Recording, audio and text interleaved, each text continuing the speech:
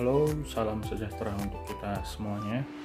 Perkenalkan, saya Dr. Aprianto Jeffrey Sinaga, angkatan 99 dengan nomor urut 05, peserta Laksar CPNS tahun 2020 gelombang 30. Pada kesempatan kali ini saya akan mempresentasikan topik komitmen mutu yang dibawakan oleh narasumber dan widya suara Pak Dr.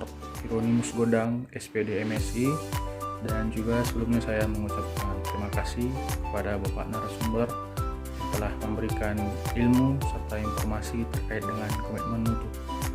Mudah-mudahan video pemaparan topik komitmen mutu pada kesempatan kali ini bisa memberikan manfaat dan juga berguna bagi teman-teman penonton sekalian.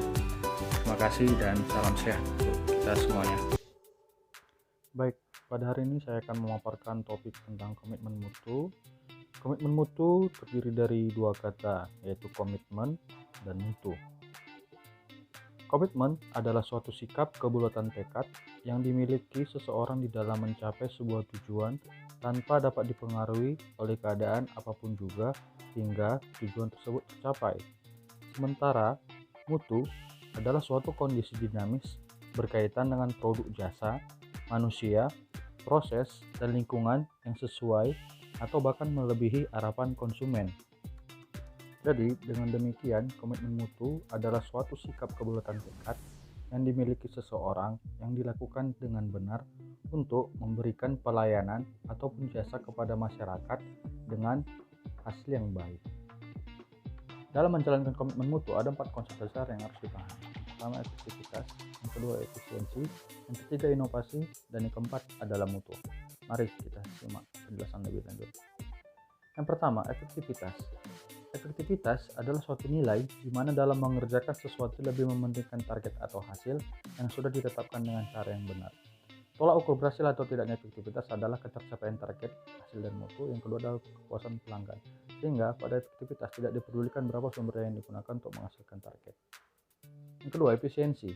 Efisiensi adalah jumlah sumber daya yang digunakan untuk mencapai target atau hasil. Tolak ukurnya adalah bagaimana penghematan SDM berupa biaya, waktu, tenaga, dan pikiran, serta hasil target yang memberikan kepuasan. Dengan kata lain, efisiensi memperhatikan jumlah sumber daya yang harus digunakan seminim mungkin untuk menghasilkan target atau hasil yang semaksimal mungkin. Oleh karena itu, efektivitas dan efisiensi harus dijalankan dengan bersama untuk menghasilkan pelayanan yang lebih baik. Konsep besar ketiga, inovasi. Di dalam inovasi kita mengenal ada istilah kreativitas. Kreativitas adalah suatu cara berpikir yang menghasilkan metode baru, konsep baru, pengertian baru, perencanaan baru, serta gagasan baru. Ada 10 ciri orang yang mempunyai kreativitas atau berpikir kreatif. Yang pertama, sensitif terhadap masalah. Yang kedua, mampu menghasilkan ide besar. Yang ketiga, fleksibel. Yang keempat, keaslian. Dan yang kelima, mau mendengarkan perasaan pelanggan ataupun orang lain. Lalu yang keenam, keterbukaan. Yang ketujuh, mempunyai motivasi. Yang kedelapan, bebas dari rasa takut gagal, mampu berkonsentrasi, serta mempunyai kemauan memilih untuk menghasilkan hasil yang baru dan ide yang baru. Dengan memahami istilah kreativitas tadi, maka inovasi bisa kita tarik kesimpulannya sebagai proses kelanjutan kreativitas yang sesuai dengan standarisasi ataupun peraturan yang berlaku. Dengan adanya inovasi, maka dapat membawa perubahan terhadap lingkungan, muncul gagasan baru, serta menghasilkan nilai tambah produk atau jasa.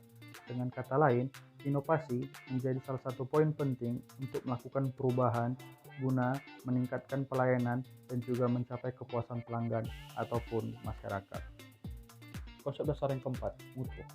Mutu adalah suatu kondisi dinamis berkaitan dengan produk, jasa, manusia, proses, dan lingkungan yang sesuai atau bahkan melebihi harapan pelanggan ataupun konsumen.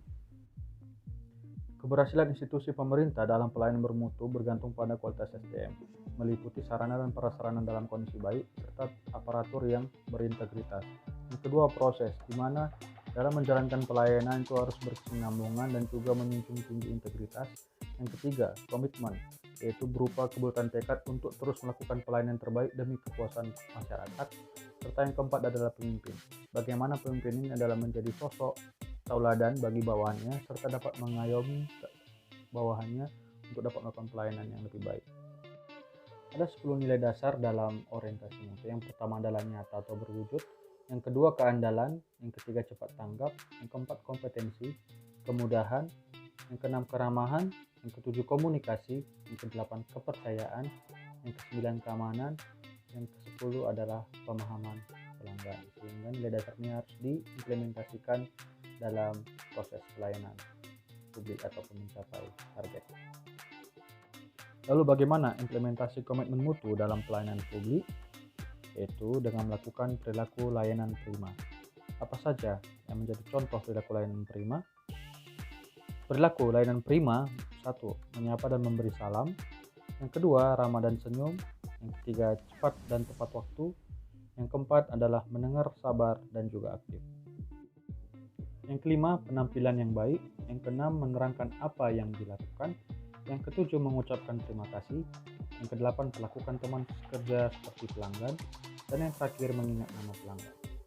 Sehingga dengan melakukan perilaku layanan prima ini, kita dapat mengimplementasikan pelayanan publik yang bermutu dan berkualitas demi mencapai kepuasan masyarakat.